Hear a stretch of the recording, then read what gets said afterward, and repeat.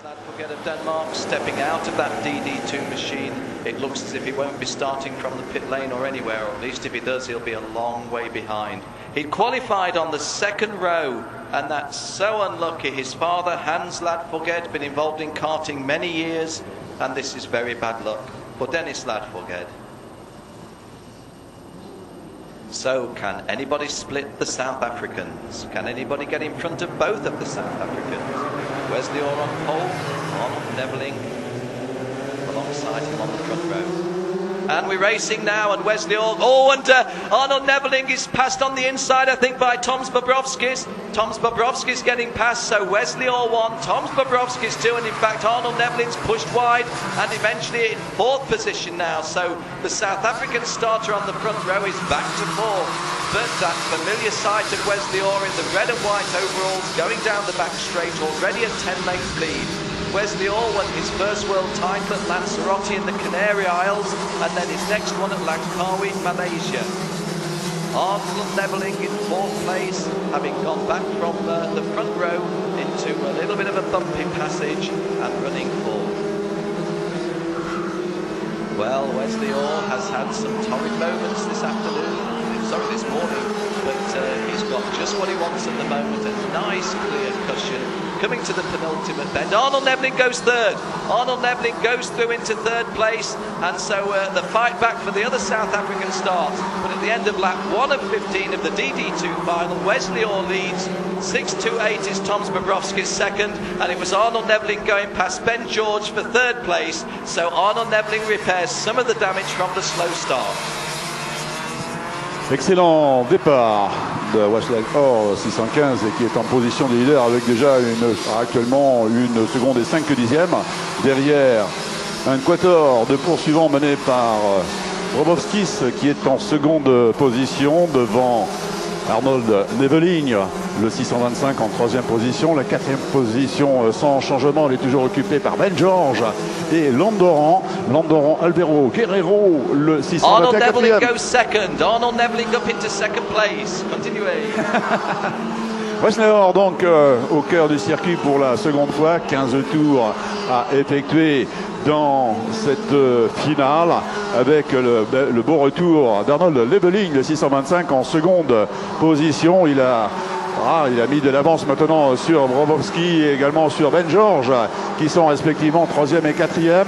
Guerrero passe à l'instant et Guerrero, eh bien, il rétrograde, il a disparu Guerrero. Landoran a disparu, il est en 15e position maintenant alors que précédemment elle était nettement meilleure. Et oui, il est là-bas. Bon, et bien ma foi pour lui, la finale en est donc terminée. 1.02.715, le meilleur temps pour Wesley Orr qui est parti pour faire le Grand Chelem. Jusqu'à présent, il a réalisé la pole position, il a remporté le classement à l'issue des 3 manches, il a remporté la pré-finale.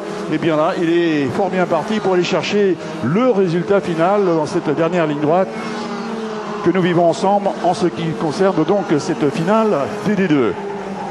Wesley Orr leading this final of the DD2 here at Rotax Euro Challenge 2006, and coming off the final bend to complete 3 laps of 15. Wesley Orr has a lead over Arnold Neveling by the margin of 2.1 seconds. Toms Bobrovskis third, Ben George fourth, Bernd Hendelhofer of Austria is fifth, Jerry Hargitay has his best showing.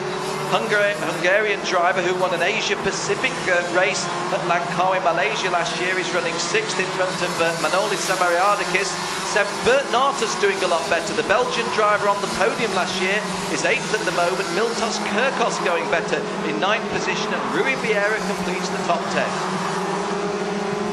Et le meilleur temps en course actuellement pour Arnold Neveling, le 625, qui est en train de faire le forcing.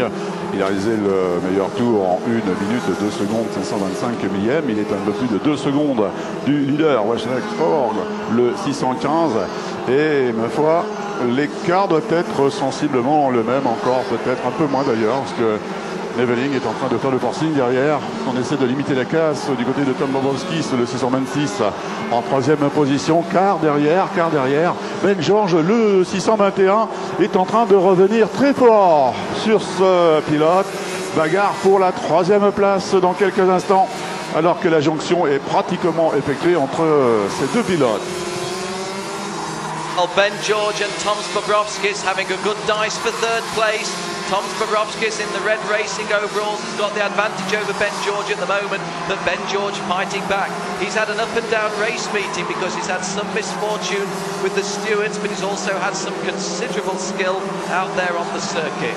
Well, Wesley Orr has this, on the sunshine here at Salbris, has this very distinctive red and white racing overall, the Swiss Huntler's colours and the Swiss Huntler's name, because Wesley, who's driven for for PCR previously, PCR has had wonderful success driving the PCR chassis, but moves in 2006 to Swiss Huntler's and comes off the final bend of the fourth lap. The end of the fourth lap now is completed fifth lap. The fifth lap completed, so we're at the 1/3 race distance. He has a lead of 2.6 seconds over Arnold Neveling. Eh bien, l'écart entre les deux leaders, l'avantage pour Wesley Orr, le 615, avec 2 secondes, 615 d'avance maintenant sur Arnold Neveling, 625 en seconde position. Autrement dit, Wesley Orr est en train de partir, semble-t-il, définitivement pour aller chercher la victoire dans cette finale DD2. Arnold Neveling devra se satisfaire a priori de la deuxième place. Concernant la troisième, elle est toujours occupée par Tom Bobrovskis, le 626, suivi à quelques longueurs par Ben George, le 621. Bern Lolfer, 5e position. Gary Ergitaille en 6e position. La 7e étant occupée par Zamadariadakis. Derrière lui, dans l'ordre, Nartus, Kirkos, Virin. Olivo en 11e position, Pedro Loures 12e position, 13e Vincent Boridis 14e. Guerrero sera définitivement 15e. 6 laps, at the end of 6 laps, Wesley Orr's lead over Arnold Neveling is 3.669 seconds, and it's about the same distance between Arnold Neveling and third driver Toms Bobrovskis. Amazingly, we're having a very, very good scrap right at the very back of the field. One of the best racers is for last place between Lothar Vincent 614 and Panagiotis Bochoridis side by side over the line, and that's the race for last place. Voilà, eh bien, ça continue, bien sûr, des bagarres concernant l'avant-dernière position, c'est-à-dire la 14e et la 13e. Ils sont deux ensemble. Un peu plus loin devant, il y a également deux pilotes qui sont en train d'en découdre. Il me semble que ce soit notamment Kirkos et Nartus. Et peut-être que Nirkos, d'ailleurs, a pris la 8e position. Concernant les pilotes de la tête, aucun souci du côté du Belge Wesley Orr, le 615, qui vient de terminer son 7e tour avec une avance qu'il continue d'accroître sur Arnold Neveling, qui vient de passer en seconde position. Oh là là, 5 secondes 474. On peut dire à la régulière, bien sûr, que les carottes sont cuites pour Neveling, qui devra se satisfaire normalement de la seconde marche du podium. La troisième marche du podium est légèrement disputée, toujours à l'avantage de Tom Bobrovskis, le 626, suivi à 5 à 6 longueurs seulement par Ben George, le 621. En bout de la ligne droite, pas de changement concernant cet écart entre ces deux pilotes. La 5e position est occupée par l'Autrichien Bernhard Dolfer, qui évolue sur un châssis MS4, me semble-t-il.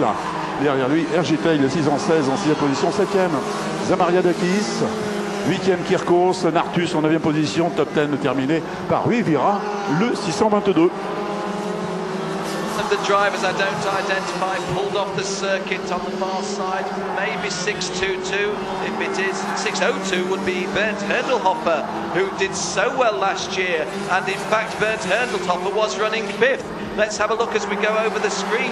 I think that Gilles called it correctly. It was Bernd Hörndelhofer, the 16-year-old Austrian driver who did so well last year, the only driver other than Cristiano Magado to win a RM1 race as they were called last year. And Bernd Hörndelhofer is trying to push that machine into life, or maybe he's just trying to push it to somewhere safe. Well, that's